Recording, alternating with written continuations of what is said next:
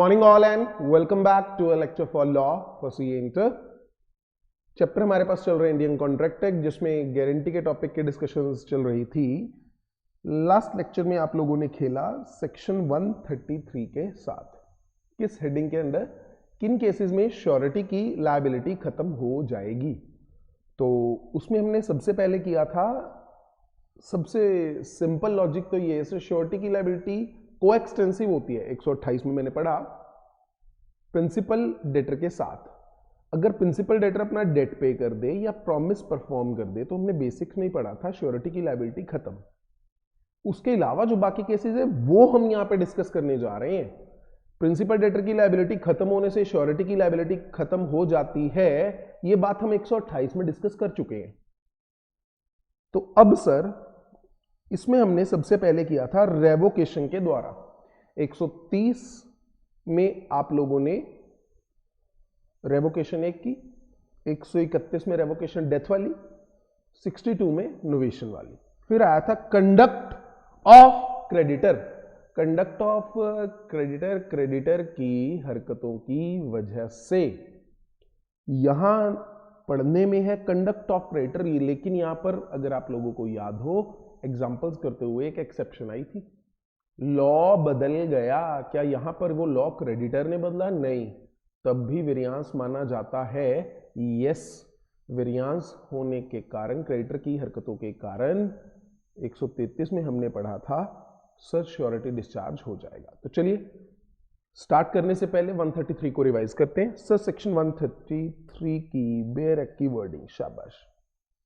Sir 133, हाँ जी, क्या था सर? हम ना बार बार पढ़ते हैं, बार बार भूल जाते हैं। बेस्ट टू गो इज आराम से सोचिए कि वेरियांस किस बारे में बात करता था। आपको बेयर एक्ट कभी भी नहीं भूलेगा अगर आपके लॉजिक्स क्लियर है।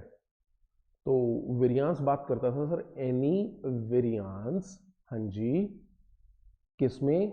इन the terms of contract. Any variance in the terms of contract. कौन से वाला contract? Between the principal debtor and the creditor.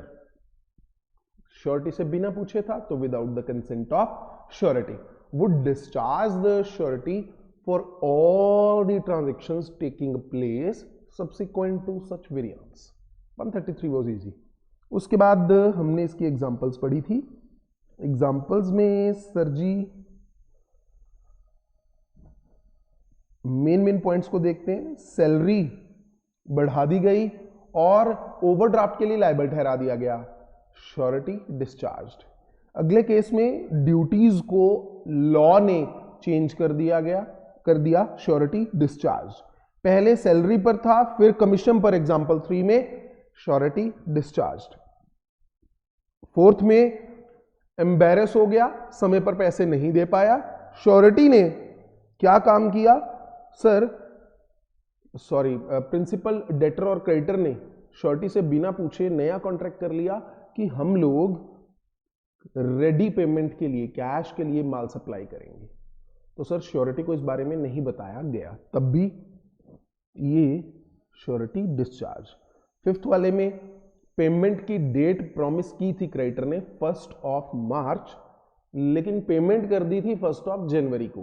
तो क्योंकि क्रेडिटर प्रिंसिपल डेटर को समय से पहले स्यू कर सकता है, सिमिलरली श्योरिटी की लायबिलिटी पर भी फर्क आता है, that's why surety is discharge. आप 133 के आज तक जो एग्जाम में केसेस आए हैं सभी में इन 5 एग्जांपल्स में से पूछा गया है, लेकिन एक्सेप्शन आ सकती है क्योंकि आईसीआई ने हमें ये केस दिया है। जो बच्चे पहली बार हमारे पास पढ़ रहे हैं, मैं उन लोगों को बताना चाहूंगा। Very good morning Bhushan. यहां पर आपके पास इन मुद्दों पर सेक्शन 133 से रिलेटेड बहुत सारे केस लॉज शायद मिल जाएंगे, लेकिन हमने अपने स्टडी मटेरियल के स्कोप से बाहर नहीं जाना है। हमने सिर्फ उन केसेस को इंक्लूड करना है जो स्टडी मटेरियल देता है। स्टडी मटेरियल नहीं देता है तो लॉ में इतने ज़्यादा केस लॉज मिलेंगे, मैं किस किस को रेफर करूंगा? अगर आप कोई ऐसा केस लॉ रेफर करते हैं जिसे आईसीआई ने अपने स्टडी मटेरियल में नहीं दिया, सर उसकी कोई वेटेज नहीं है। कोई रेलेवेंस, कोई मार्क्स मिलने के आसार नहीं है। तो हम सिर्फ वही केसेस करेंगे जो स्टडी मटेरियल ने दे रखे हैं, बहुत ही कम है इस मुद्दे पर। यहां हमने जो एक्सेप्शन में केस किया that was MS Anirudhan versus Thomco bank limited. इस केस में सिंपल सी बात ये कही थी, 25,000 के लोन की गारंटी देकर आया, घर पर आकर पता लगा लोन की अमाउंट 20,000 कर दी गई। क्या वेरिएंस है? Yes, but this variance is beneficial for surety and hence surety will not be discharged. ये केस एग्जाम में अभी तक नहीं पूछा गया। आप कभी भी बेनिफिशियल है नहीं है ज्यादा ढूंढने का प्रयास नहीं करेंगे। आपको इस केस को तभी रेफर करना है फिर से जब सेम फैक्ट्स गिवन है। ठीक सर, आइए स्टार्ट करते हैं दोबारा से। Very good morning to all of you. आज करने जा रहे हैं स्टार्टिंग में सेक्शन 134 134। हेडिंग कौन सा चल रहा है हमारे पास? Act of creditor. क्रेडिटर ने क्या क्या काम किए, उसमें एक्ट में पहला काम था सर उसने कॉन्ट्रैक्ट में वेरिएंस बना दी, कॉन्ट्रैक्ट में कोई चेंज ले आया। अब क्या काम कर रहा है सर जी? अब कर रहा है रिलीज और डिस्चार्ज ऑफ प्रिंसिपल डेटर। कौन कर रहा है? जो हेडिंग है कंडक्ट ऑफ क्रेडिटर। क्रेडिटर क्या काम कर रहा है? प्रिंसिपल डेटर को रिलीज कर रहा है। चल भाई तेरी कोई लायबिलिटी नहीं है, उसको रिलीज करेगा। साथ के साथ कौन रिलीज हो जाएगा? श्योरिटी। क्रेडिटर ने किसको रिलीज कर दिया? प्रिंसिपल डेटर को। साथ के साथ कौन रिलीज हो जाएगा? श्योरिटी, क्योंकि लायबिलिटी को एक्सटेंसिव है सर, 128 नहीं अप्लाई हो सकता। नहीं, यहां पर कुछ स्पेशल फैक्ट्स दिए गए हैं। आइए रीड कीजिए। Any new contract novation. Sir सिर्फ नोवेशन से नहीं, पढ़िएगा जरा, सिर्फ नोवेशन की बात नहीं है। एनी न्यू कॉन्ट्रैक्ट, फिर से दो लोगों के बीच, क्रेडिटर और प्रिंसिपल डेटर, उसका इफेक्ट क्या आया? जो ये हेडिंग है 134 की, by which PD is released from his liability, जिससे प्रिंसिपल डेटर को उसकी लायबिलिटी से रिलीज कर दिया गया। तो पहले ये बात करेगा नोवेशन की। लेट मिस्टर छेले। नेक्स्ट, एनी एक्ट और ओमिशन। एक्ट मतलब कुछ करना, ओमिशन मतलब कुछ ना करना, जैसे कि तुम करते हो, जो तुम्हारी ड्यूटी थी वो भूल जाना। यहां पर स्पेसिफिकली ये मतलब रहेगा। एक्ट मतलब तुमने कोई काम किया, ओमिशन मतलब तुम्हारी कोई ड्यूटी थी और तुम वो करना भूल गए। क्रेडिटर ने या तो कोई काम किया या कुछ करना भूल गया। The legal consequences of which is discharge of principal debtor. तो दो बातें हो रही हैं यहां पर। पहला, क्रेडिटर ने न्यू कॉन्ट्रैक्ट बनाया प्रिंसिपल डेटर के साथ, जिससे वही बात principal debtor is released from his liability, या फिर क्रेडिटर ने कोई एक्ट या ओमिशन किया जिससे principal debtor is released from his liability. तो सर ये दो वर्ड्स याद हुए नहीं और 134 याद हो गया। एक बार रीड कीजिए, पहले इसको बोलेंगे फिर समझेंगे। वेरी गुड मॉर्निंग जी, जल्दी। पहले न्यू कॉन्ट्रैक्ट, किसके बीच? Effect, act omission, legal consequence, फिर से डिस्चार्ज। बोलने के लिए तैयार सभी बच्चे साथ साथ। जब मैं ये कहता हूं कि आप वाकई में घर पे बोल रहे हैं, ट्राई बोलने की कोशिश किया कीजिए। जो बच्चे बोल रहे हैं जल्दी से बोलने के बाद जब मैं पूछूंगा तब स्माइलीज का आदान प्रदान करेंगे। शाबाश। सेक्शन 134 क्या कह रहे हैं बेरक? शाबाश sir. Any new contract between the principal debtor and the creditor, the effect of which is release of principal debtor. Sir कुछ और था। अरे वर्ड्स जो मर्जी रहे, मीनिंग सेम होना चाहिए। Due to which the principal debtor is discharge from his liability, और एंड नहीं, दोनों में से कोई एक काम। और एनी एक्ट और ओमिशन किसने किया? By the creditor, the legal consequence of which is discharge of principal debtor. अगर ऐसा कुछ हुआ सर, फाइनली जो हम चाहते थे, द श्योरिटी इज डिस्चार्ज। ये चाहे पहले लिख दीजिए चाहे लास्ट में लिख दीजिए।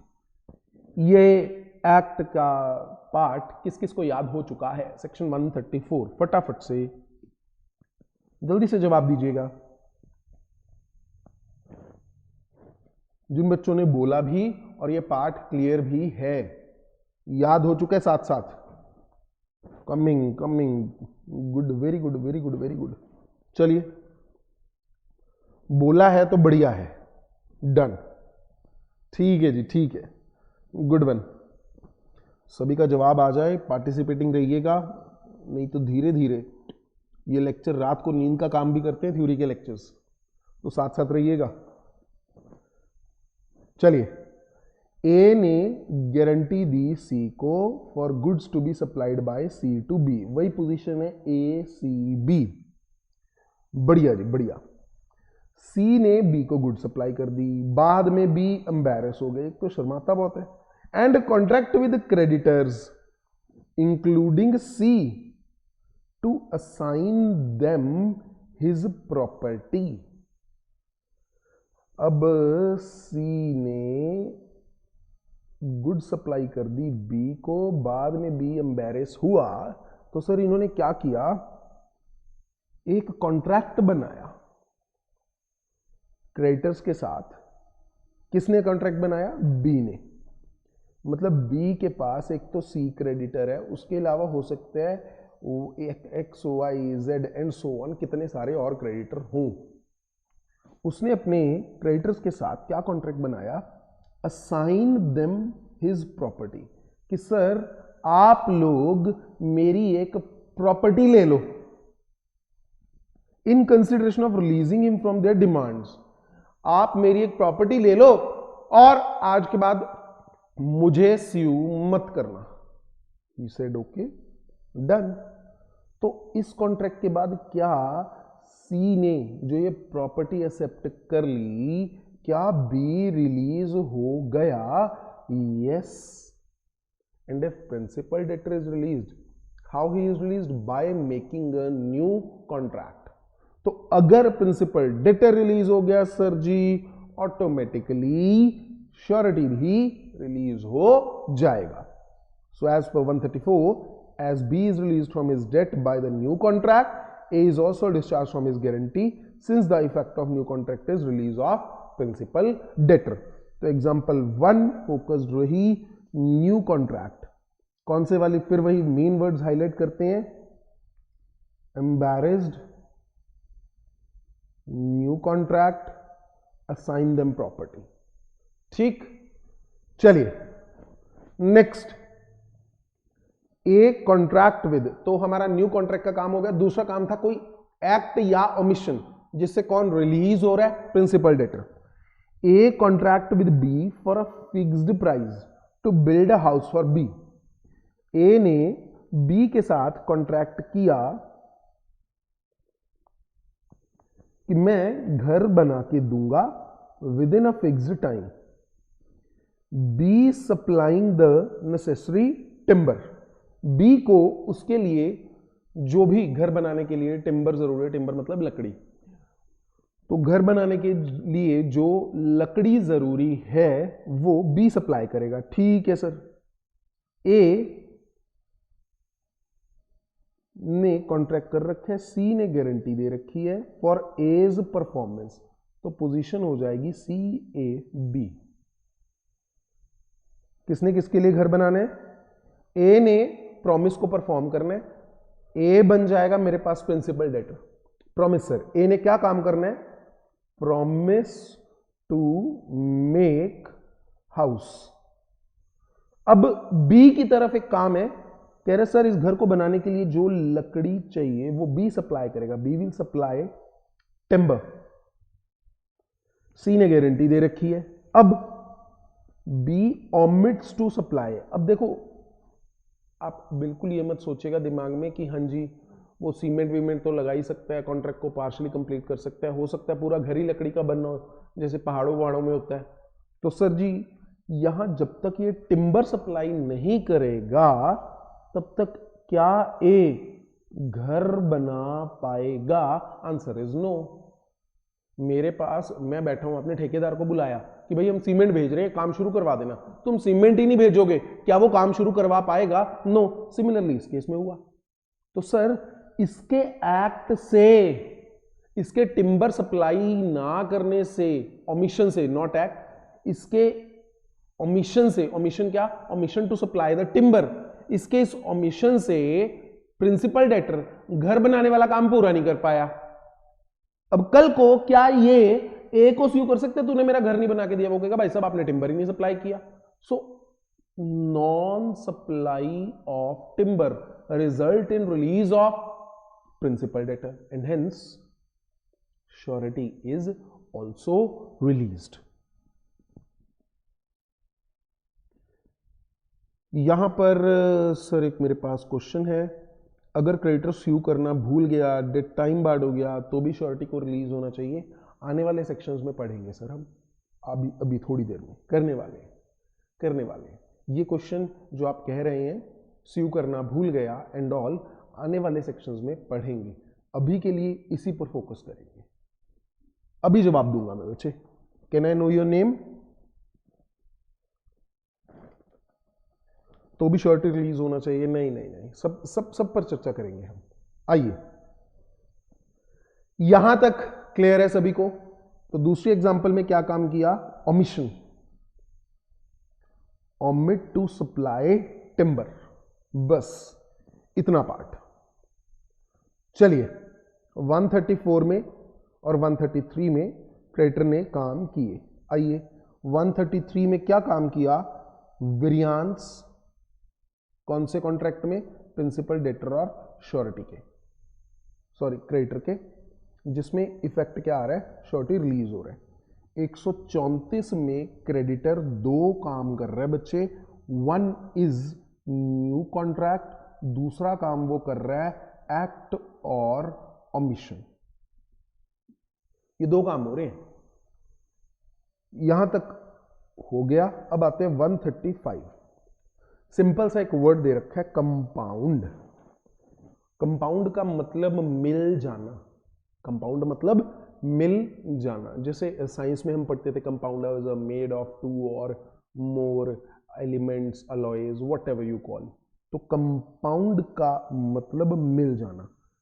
Compound with principal debtor, heading चल रहा है हमारे पास act of creditor. Act of creditor में हम पढ़ रहे हैं क्रेडिटर ने क्या काम किया? वो प्रिंसिपल डेटर के साथ मिल गया।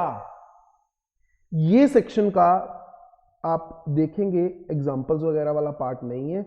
135 के बाद डायरेक्टली 139 पर पहुंच जाते हैं हम। देन इसमें जो लॉजिक्स हैं वो ये हैं, कंपाउंड होने के कारण श्योरिटी को क्यों डिस्चार्ज किया जा रहा है? क्रेडिटर प्रिंसिपल डेटर के साथ मिल जाता है।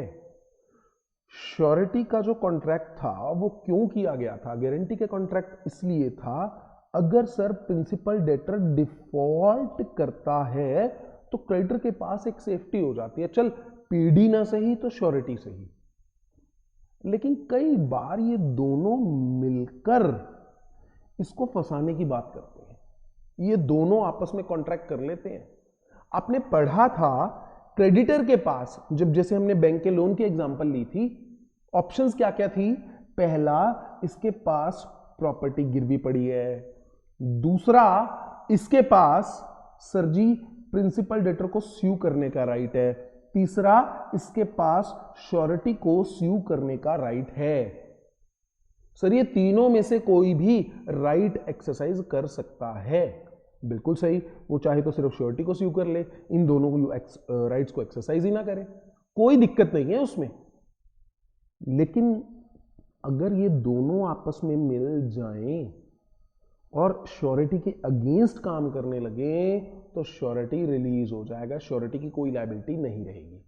इसकी एग्जांपल बिल्कुल सिंपल सी, तुम्हारे दो दोस्त, फ्रेंड 1 फ्रेंड 2 और ये तुम लांती 1, तुमने तुम्हारे फ्रेंड को लोन चाहिए था, तुमने उसके लिए यहां पे श्योरिटी दे दी। फ्रेंड 2 फ्रेंड 1 को बोल रहा है अबे तेरे को लोन भरने की जरूरत नहीं है, छोड़, हम चुपचाप लोन किससे रिकवर करेंगे? L1 से। अगर ये दोनों ऐसे मिल जाते हैं sir, surety will be released. अब मिल किस किस तरह से सकते हैं, आइए उस पर चर्चा करें। A contract between the creditor and principal debtor, दोनों ने मिलकर कॉन्ट्रैक्ट किया, बाय विच क्या क्या काम कर रहे हैं? पहला काम है सर जी कंपोजिशन। कंपोजिशन का मतलब sir to accept less than what is due. 10 lakh रुपए थे लेने, क्रेडिटर ने प्रिंसिपल डेटर से बोला सर आप ना 10 लाख की जगह जो है दे दो, बाकी मैं चुपचाप किससे रिकवर कर लूंगा? श्योरिटी से। यहां डिफॉल्ट नहीं हो रहा, यहां दोनों आपस में मिलके श्योरिटी के अगेंस्ट काम कर रहे हैं। तो अगर सर जी ऐसी कोई कंपोजिशन की क्रेडिटर ने प्रिंसिपल डेटर के साथ श्योरिटी रिलीज, तो पहला काम कॉन्ट्रैक्ट बिटवीन, फिर से वही कॉन्ट्रैक्ट बिटवीन दो लोग, by which creditor makes composition with principal debtor, creditor ने प्रिंसिपल डेटर के साथ कंपोजिशन कर ली, कम पैसे एक्सेप्ट कर लिए। Next, creditor promises to give time to principal debtor. इसका क्या लॉजिक है सर? क्रेडिटर, प्रिंसिपल डेटर और मेरे पास इधर श्योरिटी। आज डेट ड्यू हुआ, डेट ड्यू हुआ सर, प्रिंसिपल डेटर से डिमांड किया, प्रिंसिपल डेटर ने डिफॉल्ट कर दिया।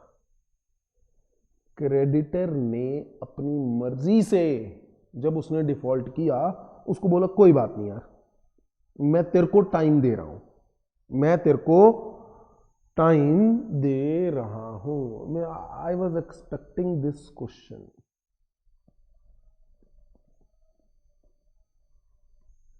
कैसे पता लगेगा, कैसे नहीं लगेगा? बेटा ये बातें कोर्ट में प्रूव करने की है।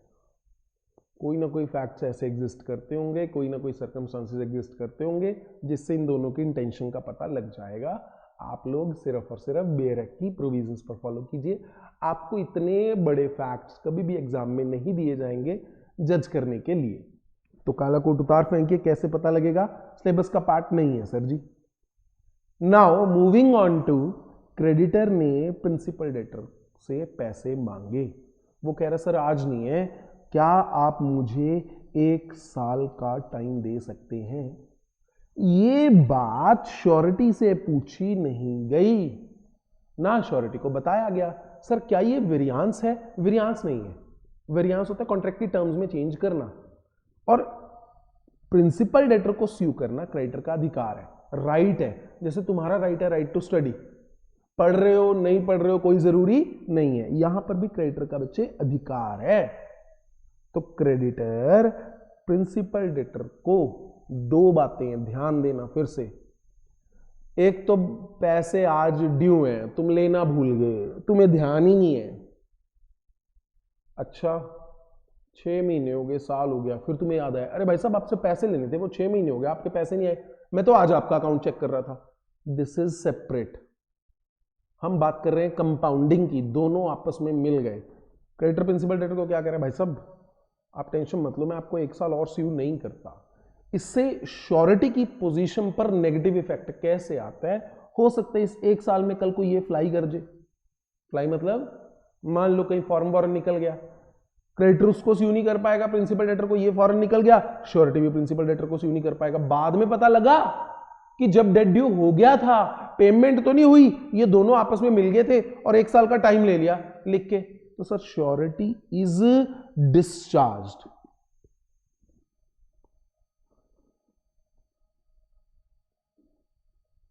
बिल्कुल यशपिंदर जी मर्जी है। यहां पर सवाल है सर आपने पहले कहा था क्रेडिटर पहले श्योरिटी को स्यू कर सकता है, मैं तो अभी भी कह रहा हूं कर सकता है। आज डेट ड्यू हुआ, ड्यू होने पर क्या हो गया मेरे लाल? डिफॉल्ट हो गया। कोई जल्दी नहीं है, आराम से समझना प्रोविजंस क्यों, क्योंकि इसके साथ ही अगली प्रोविजन फिर इन्हीं कंसेप्ट्स पर वापस लेकर आएगी, तो हम जल्दी नहीं करेंगे। जिस प्रोविजन के बारे में मुझसे सीए एस्पिरेंट्स भी पूछ चुके हैं। तो 139 तक जब हम पहुंचेंगे धीरे धीरे करते, ये टॉपिक बार बार आएगा, तो अभी आराम से समझना बच्चे। क्रेडिटर ने जब डिफॉल्ट हुआ, या तो डायरेक्टली श्योरिटी को फोन करता, सर पैसे नहीं आए आप दे दो, हमें कोई दिक्कत नहीं है। दूसरी ऑप्शन, वो क्या एक्सरसाइज कर रहा है, वो प्रिंसिपल डेटर को टाइम दे रहा है। एक तो है ये जो टाइम दे रहा है विद हिज ऑन विल, अपनी मर्जी से।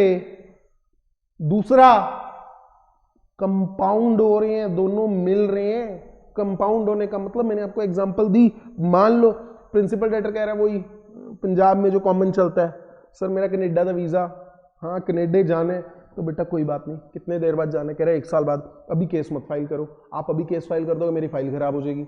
वो कह रहा है अच्छा चल यार कोई बात नहीं, मैं तेरे को 1 साल का टाइम दे रहा हूं। उस 1 साल में वो भाई साहब फ्लाई कर गए, श्योरिटी की पोजीशन तो खराब होगी।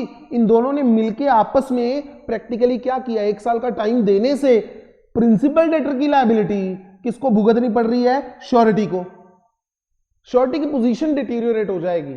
तो यहां पर अगर इन दोनों ने मिलके टाइम दिया तब सर दिक्कत है, उस केस में श्योरिटी रिलीज हो जाएगा। अगर श्योरिटी प्रूव कर देता है सर इन दोनों ने आपस में मिलके टाइम डिसाइड किया था।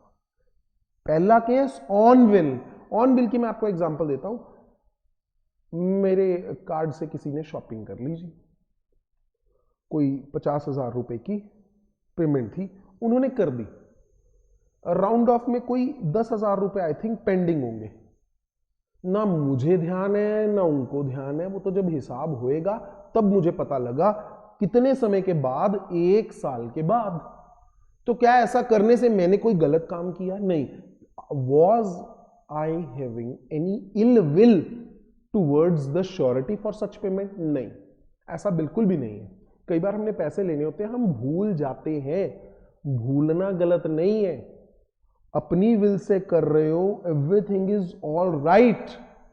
यहां पर श्योरिटी इज नॉट रिलीज्ड, ये भी हम पढ़ेंगे अगले सेक्शन में। लेकिन अगर तुम कंपाउंडिंग करते हो, जानबूझकर मिलकर समय देते हो, श्योरिटी इज रिलीज्ड। तो 2 बातें, पहला composition with the principal debtor, दूसरा promise to give time to principal debtor. ध्यान देना ऊपर हेडिंग में है कॉन्ट्रैक्ट बना लिया, नया कॉन्ट्रैक्ट बना लिया, मैं तुझे 1 साल तक स्यू नहीं करूंगा, मैं तुझे 2 साल तक स्यू नहीं करूंगा। भाई श्योरिटी से पूछा तुमने, डिफॉल्ट हुआ, श्योरिटी से पैसा रिकवर करो। तुम अपनी मर्जी से टाइम देते जा रहे हो, कॉन्ट्रैक्ट करने से ये स्यू नहीं कर पाएगा, जिसके कारण श्योरिटी पर नेगेटिव इफेक्ट आएगा। युष्मिंदर जी आपको डाउट क्लियर है बच्चे, यस और नो? फिर आगे चलो। एंड थर्ड, एग्रीज, ऊपर तो टाइम दे रहा था ना पेमेंट के लिए। तीसरा कह रहा तू टेंशन मत ले, मैं तेरे ऊपर केस ही फाइल नहीं करूंगा, मैं सिर्फ और सिर्फ किसको स्यू करूंगा? श्योरिटी को।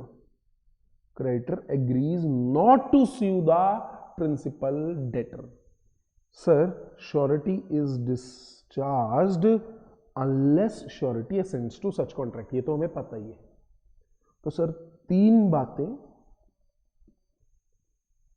यहां तक किस किस को क्लियर है? जल्दी से तुम लोगों के जवाब देखना चाहूंगा मैं, शाबाश। फिर इससे जुड़ा हुआ हम एक और सेक्शन करने जा रहे हैं, जल्दी जल्दी से अपने जवाब फाइल कीजिए और इसको रीड कीजिए, फिर हम बेरेक बोलना स्टार्ट करेंगे, शाबाश।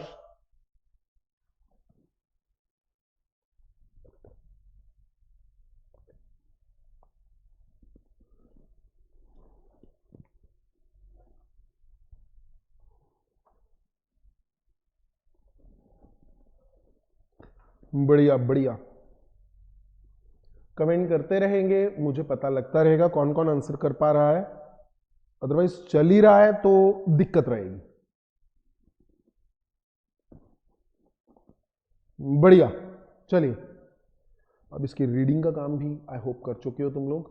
जल्दी से देखें, सबसे पहले क्या काम हो रहा है? कॉन्ट्रैक्ट बन रहा है सर एक नया, अ कॉन्ट्रैक्ट बिटवीन द, किस किस के बीच? वही 2 लोग, क्रेडिटर और प्रिंसिपल डेटर, बाय विच पहला काम क्या हो रहा है, creditor make a composition with the principal debtor, और creditor promises to give time to principal debtor, और creditor agrees not to sue principal debtor, the surety is discharged unless he assents to such contract. I think that was really easy. आपको तीनों के मतलब समझ आ चुके हैं। तो तीन बातों पर ये बेयर एक्ट टिका हुआ था। एक तो कंपोजिशन हो रही है, पैसे कम एक्सेप्ट कर रहा है। दूसरा प्रॉमिस टू गिव टाइम, और तीसरा एग्री नॉट टू स्यू, मैं तुझे स्यू ही नहीं करूंगा। तो सर इस केस में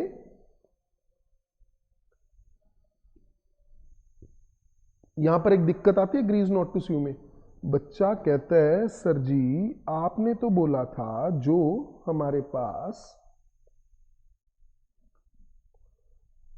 वो क्रेडिटर है इसके पास तीन अधिकार है, या तो ये सिक्योरिटीज को यूज कर ले, या प्रिंसिपल डेटर को स्यू कर ले, या फिर क्रेडिटर को श्योरिटी को स्यू कर ले क्रेडिटर। मैं कह रहा हूं अधिकार है, आप अपनी मर्जी से पहले श्योरिटी को स्यू कर लेते हो, मुझे दिक्कत नहीं है, लेकिन आप कॉन्ट्रैक्ट ही ये कर लेते हो, प्रिंसिपल डेटर को स्यू नहीं करोगे। इसका मतलब आप अपनी लायबिलिटी शिफ्ट कर रहे हो किसके ऊपर, श्योरिटी के ऊपर। तो इस केस में श्योरिटी विल बी डिस्चार्ज्ड। ठीक, नाउ 135 कंप्लीट होने के बाद सर जी मैं 139 पर नहीं आ रहा हूं, 135 से जुड़े हुए sections, cases where surety is not discharged, इसी मुद्दे को आगे बढ़ा रहे हैं। सिर्फ एक बार हेडिंग रीड कर लीजिए, agreement made with third person to give time to principal debtor. Principal debtor को टाइम देना है, इस बात के लिए प्रिंसिपल डेटर से कॉन्ट्रैक्ट नहीं किया, किसी थर्ड पार्टी से कॉन्ट्रैक्ट कर लिया। कंपाउंडिंग नहीं है ये, इस केस में श्योरिटी नहीं डिस्चार्ज होगा। 135 के बाद 136, सिमिलरली 137 ने क्या बात कही, forbearance to sue principal debtor. Forbearance मतलब भूल जाना, माफ कर देना, छोड़ देना। अगर तुम बैठे हो प्रिंसिपल डेटर को स्यू नहीं कर रहे, लेकिन तुमने प्रिंसिपल डेटर के साथ कॉन्ट्रैक्ट नहीं किया, कॉन्ट्रैक्ट कर रहे हो, फिर वो कंपाउंडिंग में आ गया, तुम प्रिंसिपल डेटर को स्यू नहीं कर रहे हो, फॉर बियरेंस टू स्यू। जैसे मैंने किसी से पैसे लेने, मैं भूल गया, 6 महीने साल मैंने केस ही नहीं फाइल किया, क्या उस केस में श्योरिटी डिस्चार्ज हो जाएगा? No, not at all. उसके बाद release of one of the co sureties, ये को श्योरिटीज के साथ ही पढ़ेंगे। तो बस बताने का पर्पस ये था, जो बच्चे सेक्शंस को याद कर रहे हैं, 133, 134, 135 में आई मेरे पास कंपाउंडिंग। 135 में कंपाउंडिंग आने के बाद 36, 37, 38 तीन सेक्शंस हैं जो कहते हैं प्रिंसिपल डेटर की लायबिलिटी, टाइम, ये वो चेंज होने से श्योरिटी रिलीज नहीं हो रहा। तो ये तीन सेक्शन 36, 37, 38 बीच में से निकल गए। किस केसेस में? हेडिंग हमारे पास चल रहा है surety is discharged by the conduct of creditor. किन केसेस में श्योरिटी क्रेडिटर के कंडक्ट से डिस्चार्ज हो जाता है? ठीक, तो 134 आपने किया, 135 किया, तीन words, compound, promise to give time and then agree not to sue. ठीक, अब आते हैं 139 पर। हेडिंग बढ़ते हैं क्रेडिटर्स एक्ट और ओमिशन। क्रेडिटर्स एक्ट और ओमिशन। सर एक्ट और ओमिशन तो अभी तुम लोगों ने किया था।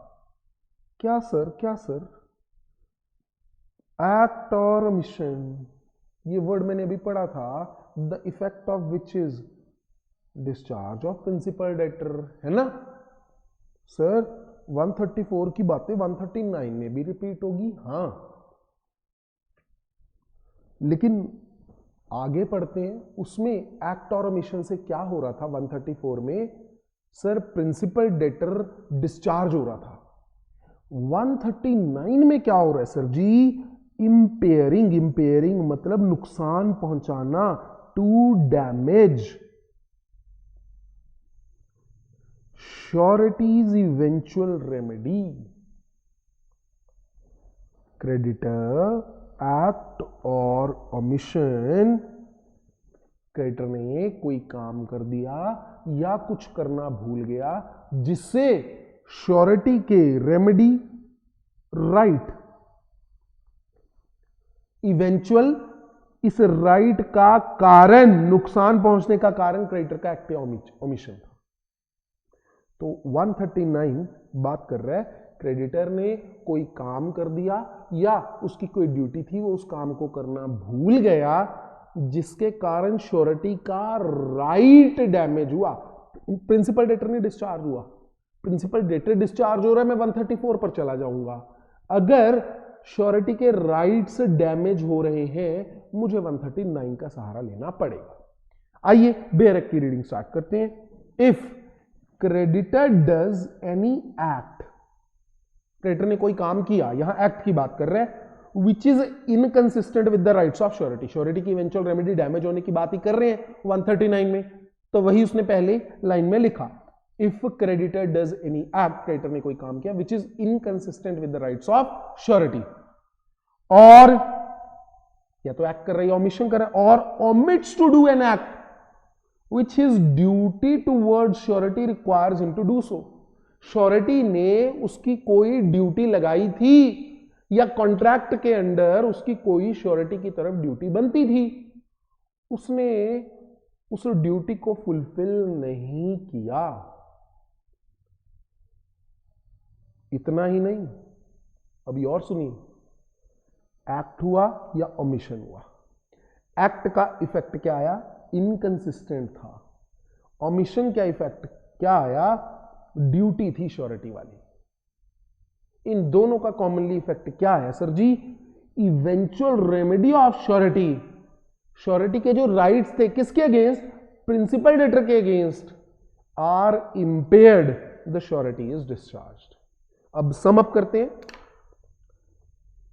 Creditor doesn't act which is inconsistent with the rights of surety, or omits to do an act which his duty towards surety require him to do so, and इन दोनों में से कुछ एक हुआ, या एक्ट हुआ या ओमिशन हुआ, and the effect of such act or omission is that the eventual remedy of surety or the rights of surety towards the principal debtor are impaired, the surety is discharged। अब bare act को फिर से बोलेंगे फटाफट से, हाँ जी।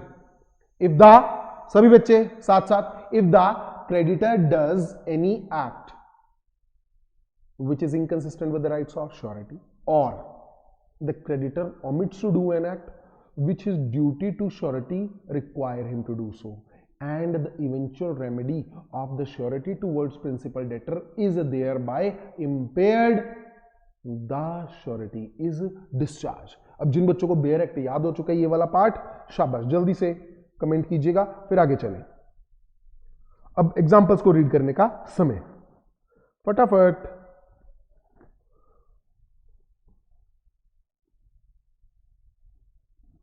देखिए, A puts M as apprentice to B, apprentice मतलब ट्रेनी। A ने M को ट्रेनी के तौर पर अपॉइंट करवाया B के पास, ठीक, and gives a guarantee to B for M's fidelity. Fidelity समझते हो? वफादारी, जो आजकल बहुत रेयर देखने को मिलती है, ठीक सर। नाउ इसने बोला सर कल को ये गड़बड़ करता है तो कोई बात नहीं, मेरी जिम्मेवारी है, तो इसकी फिडेलिटी की, इसकी ईमानदारी की जिम्मेवारी मेरी है। B promises on his part, अब बी ने भी एक प्रॉमिस किया, क्या? That he will at least once a month, कम से कम महीने में एक बार मैं चेक करूंगा कैश पेमेंट्स को, क्या वाकई में एम कैश की पेमेंट्स कर पा रहे के नहीं कर पा रहा। पूरी, मतलब यहां पर इसको ट्रेनिंग के लिए रखा, एक पर्सन ने गारंटी दे दी, क्रेडिटर उसको बोल रहा भाई साहब आप घबराइए मत, मैं महीने में कम से कम खुद एक बार चेक करूंगा कि जो ये पेमेंट है वो प्रॉपर रखता है कि नहीं रखता। अब इसने जो ये प्रॉमिस किया ना बच्चे, ये इसकी बनेगी duty. B omits to see this done as promise. B ने बोला था महीने में एक बार मैं ये चेक करूंगा, उसने क्या चेक किया ना। एंड एम एम्बेजल्स, एम ने कैश में गड़बड़ कर दी, कोई चोरी कर दी। Sir A is not liable to be on his guarantee. क्यों सर? इसको अगर आप इफेक्टिवली देखना चाहें, आपके ऊपर एक चेक रहता है ना, तो अपराध होने का, कुछ गलत काम होने का खतरा कम हो जाता है। जैसे कि आप लाइट्स क्रॉस करते हैं, मोस्टली लोग जब कैमरे नहीं लगे होते, पहले लाइट को देखा रेड, फिर आसपास के ट्रैफिक को देखा, हाँ इधर से मैं निकल सकता हूँ, फिर दूर देखा कोई पुलिस वाले अंकल तो नहीं खड़े, तो चल अब निकाल लो। अगर वो खड़े होते हैं, अगर वो चेक रखते हैं, निकलने के चांसेस कम हो जाते हैं। यहां पर भी सेम कह रहे हैं, अगर आप कैश के ऊपर स्ट्रिक्टनेस रखते, कम से कम महीने में एक बार चेक कर रहे हो, अब सामने वाले को डर रहेगा यार रजिस्टर कभी भी चेक हो सकता है कैश का। अगर तुमने चेक ही नहीं किया तो सामने वाले को होता है पता नहीं कब चेक होएगा कब नहीं, छोड़ काम करते रहो, मस्त चोरी करते रहो, कोई दिक्कत ही नहीं है। ऐसा करने से पोजीशन किसकी खराब हुई? श्योरिटी की। तो इस केस में श्योरिटी विल बी डिस्चार्ज्ड। तो पहली एग्जांपल किस बारे में थी? सर अप्रेंटिस रखवाया, at least once a month promise किया कैश चेक करेगा, ओमिट्स एम्बेजलमेंट हुई, सर गारंटी के लिए लायबल नहीं है। ठीक, नेक्स्ट रीड करते हैं। B contract to build a ship for C. B ने प्रॉमिस किया कि वो सी के लिए एक शिप बनाकर देगा, और ए इस काम के लिए बन गया श्योरिटी। पैसे पे होने थे इंस्टॉलमेंट्स में as work reach certain stages. काम जैसे जैसे पूरा होता रहेगा, ये बात मैं आप लोगों को बता चुका हूं। बड़े कॉन्ट्रैक्ट्स में मोस्टली ऐसे ही होता है। जैसे मान लो एक बहुत बड़ी बिल्डिंग बननी है, यहां तक बनी, कुछ पार्ट पेमेंट होगी, फिर यहां तक बनी, फिर कुछ पार्ट पेमेंट होगी। ये पार्ट पेमेंट कैसे होती है? मान लीजिए 10 फ्लोर है बिल्डिंग के, पहला फ्लोर बना, वो आएंगे काम को चेक करेंगे, उतनी परसेंटेज वाइज पेमेंट कर देंगे। मान लीजिए 10 फ्लोर है, एक फ्लोर बना, तो मैंने 10% की पेमेंट कर दी, और 10% की पेमेंट में मैं पहले चेक करूंगा काम को, कोई दिक्कत तो नहीं है, इसने जो प्रॉमिस किया था क्या वही काम किया है। अगर नहीं किया तो सर कुछ डिडक्शंस हो जाती हैं। यहां पर भी मुद्दा सेम। तो शिप बना रहा है, पेमेंट होनी है इंस्टॉलमेंट में, जैसे जैसे काम कुछ स्टेजेस पर पहुंचेगा। ए ने श्योरिटी भी दे दी, B is making a ship, okay. C without A's knowledge, creditor ने अब क्या किया? Prepays to be the last two installment. इसने एक एक्ट कर दिया, एडवांस में पेमेंट कर दी। एडवांस पेमेंट से क्या होगा? क्या बी का काम करने का तरीका सफर हो सकता है? Yes.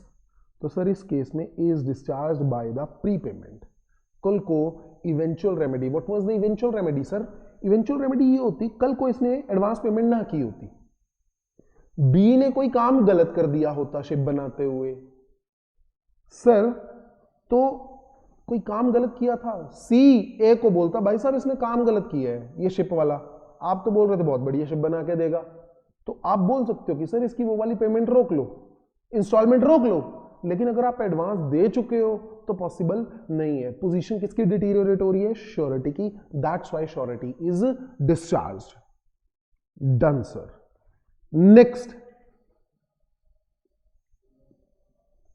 C lends money to B on the security of a joint and several promissory note made in C's favor, ब्ला ब्ला ब्ला। इसको आप रीड कीजिएगा, समझ आ जानी चाहिए, नहीं तो फिर से मेरी बारी।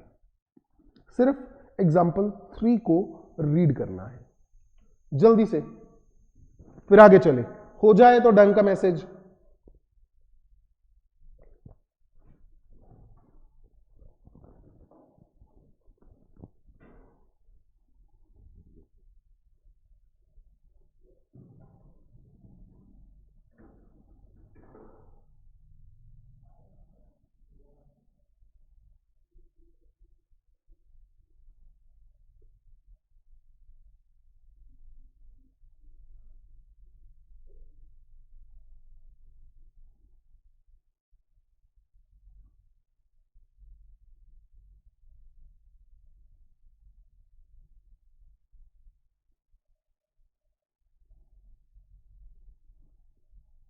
Done.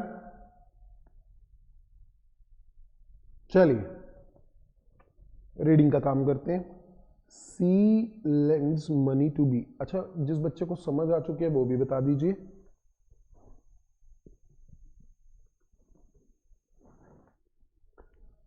C lends money to be. सी ने बी को पैसे उधार दिए on the security of a joint and several promissory note made in C's favor by B and by A as a surety for B. A surety बन के बैठा है, joint और several promissory note है, ठीक है sir. Together with a bill of sale of B's furniture, साथ में ना promissory note के सिक्योरिटी के तौर पर हमने एक फर्नीचर का बिल अटैच कर रखा है। तो यहां पर C is holding promissory note plus bill of furniture which give power to C to sell the furniture. इस बिल से C को पावर मिल जाएगी कि वो फर्नीचर को बेच सकता है, और अगर कल को दिक्कत आई प्रॉमिसरी नोट की पेमेंट के लिए, इस फर्नीचर की सेल का जो पैसा आएगा उसको यूज कर सकता है। Subsequently, C sells the furniture, but owing to misconduct, काम किया गलत किया, and willful जानबूझ के, negligence, only a small price is realized. Example के लिए मान लो 1 लाख का प्रोमिसरी नोट था, 1 लाख का फर्नीचर था, नेग्लिजेंस में बेच दिया, 10,000 रुपए का बिका और 90,000 का नुकसान होगा वगैरह, कोई बात नहीं, मेरे पास तो श्योरिटी है ही, कोई बात नहीं, मैं इससे रिकवर कर लेता हूं। कह रहे रुक रुक रुक, ए इज डिस्चार्ज। वाई? अगर ये इस फर्नीचर को 10,000 में ना बेचता, सी से पैसे रिकवर कर लेता, ऑप्शन थी इसके पास श्योरिटी को स्यू करने की, सी से पैसे रिकवर करता, ये फर्नीचर अल्टीमेटली जाता किसके पास मैं बता दूं, ए के पास। ये हम आगे जाकर पढ़ेंगे, राइट ऑफ सब्रोगेशन। जब श्योरिटी पेमेंट कर देता है क्रेडिटर को, तो क्रेडिटर के पास जितने भी अधिकार होते हैं वो अधिकार श्योरिटी के पास चले जाते हैं। तो यहां अगर ए कल को सी को पेमेंट कर देता, वो फर्नीचर उसके पास आता, वो उसको 1 लाख में बेचता, जबकि यहां उसने कितना प्राइस रियलाइज करवाया, 10,000। तो डायरेक्टली इनडायरेक्टली मैं बात करूं, ये 90,000 का घाटा कहीं ना कहीं ए के राइट्स पर अफेक्ट कर रहा है। That's why A will be discharged. ठीक सर। तो सेकंड एग्जांपल में प्री पेमेंट हुई, build a ship, payment in instalments. ठीक है sir ji.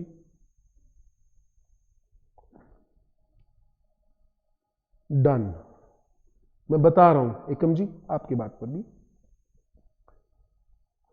C lends money to B on the security of, यहां सेल ऑफ एक प्रोमिसरी नोट है, together with bill of furniture,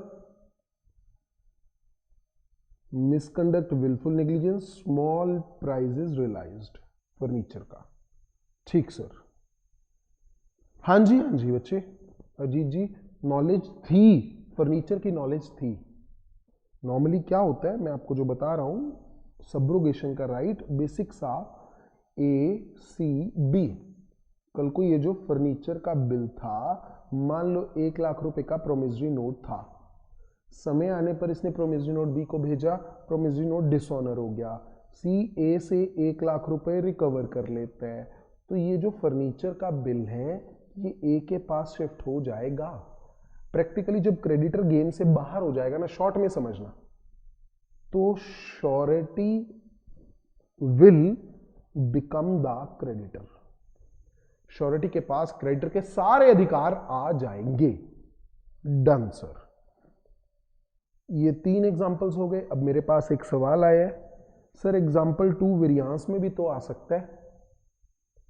बच्चे variance को, बेयरएक को, वेरियांस की लास्ट एग्जांपल को, और ये 139 को, 139 की सेकेंड एग्जांपल्स को, सभी को एक बार रीड कीजिएगा। जिन बच्चों को लॉजिक समझ आ जाए वो आंसर करने की कोशिश कीजिएगा। अभी नहीं, अभी समय सीमा खत्म होने वाली है, तो अभी लास्ट में हम इस चीज को डिस्कस नहीं कर रहे हैं।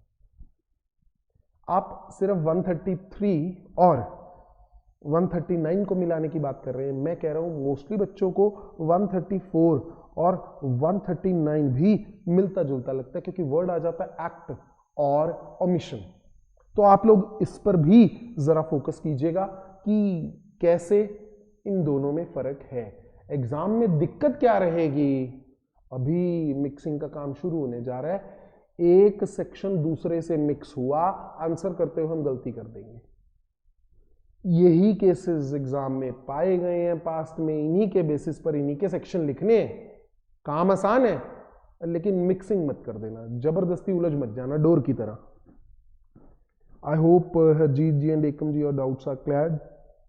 नेक्स्ट आइए, इसी में हमारे पास लास्ट में case law state bank of India, India नहीं है, वर्ड है 100 राष्ट्र, 100 कंट्रीज सौराष्ट्र, ठीक। तो state bank of Saurashtra versus, ये रंगीन सा नाम है, चित्तरंजन रंगनाथ राजा। चित्तरंजन, चित्त को प्रचाने वाला, रंगनाथ राजा, ठीक।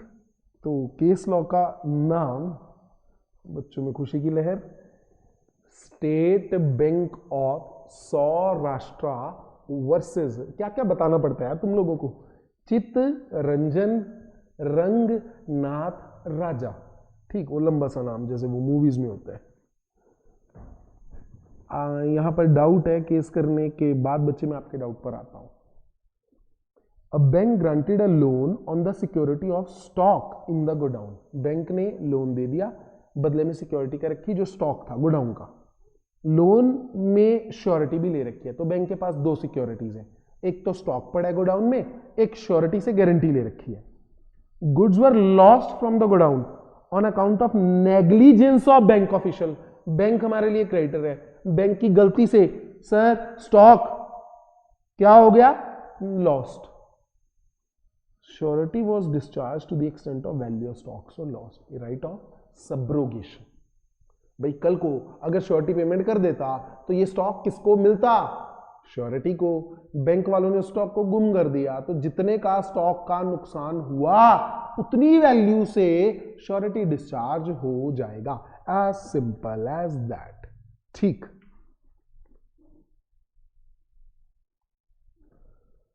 यहां बच्चों ने इस पॉइंट पर मुद्दा उठाया, सर हम रिकवर तो कर ही सकते हैं ना प्रिंसिपल डेटर से, श्योरिटी कहते हैं प्रिंसिपल डेटर से पैसे रिकवर तो कर ही सकता है, इसमें क्या दिक्कत है, फर्नीचर का बिल मिला ना मिला।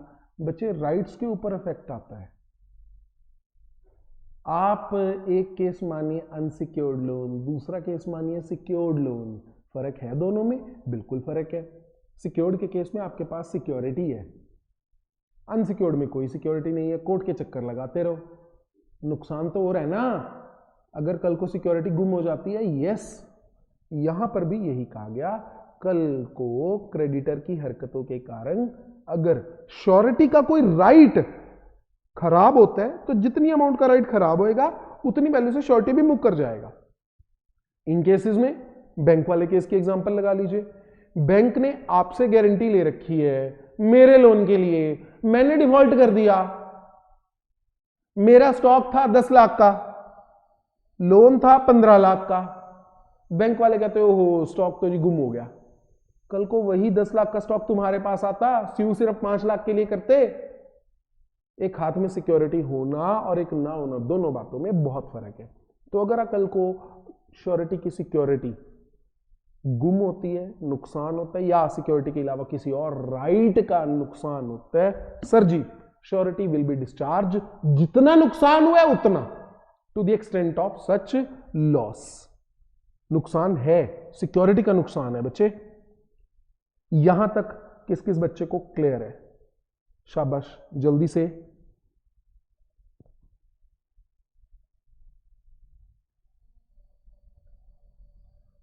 आज आप लोगों ने कवर किए 134, जल्दी से अपनी स्माइलीज। 134 में क्या था सर? या तो नोवेशन हो रही थी, या एक्ट या ओमिशन था, सभी का इफेक्ट था रिलीज ऑफ प्रिंसिपल डेटर। 135 में आप लोगों ने पढ़ा कंपाउंडिंग के बारे में, कंपाउंड विद प्रिंसिपल डेटर, जिसमें था composition, promise to give time और प्रॉमिस नॉट टू स्यू। फिर आया 136 ना, 136, 137, 138 अलग छुप कर बैठ गए। फिर आया मेरे पास 139। 139 में मैंने पढ़ा एक्ट और ओमिशन। इस बार एक्ट और ओमिशन से क्या हो रहा है, प्रिंसिपल डेटर रिलीज नहीं हो रहा, right of surety is impaired. और कौन सा राइट, इवेंचुअल राइट, जो कि क्रेडिटर की एक्ट या ओमिशन से अराइज हुआ। तो सर आज यहीं तक, फिर नेक्स्ट लेक्चर में नेक्स्ट सेक्शंस की तरफ चलेंगे। किस केस में क्रेडिटर की हरकत से श्योरिटी डिस्चार्ज नहीं होगा। ये करने से पहले मैं चाहूंगा आप लोगों को 135 का लॉजिक क्लियर हो along with the bare act, नहीं तो 135 के साथ मिलते जुलते 36 और 7 आपको दिक्कत दे सकते हैं। तो आज इतना ही। See you all in the next lecture. Thank you, bye bye, have a great day. और राइटिंग प्रैक्टिस करना मत भूलिएगा up to the part you have done.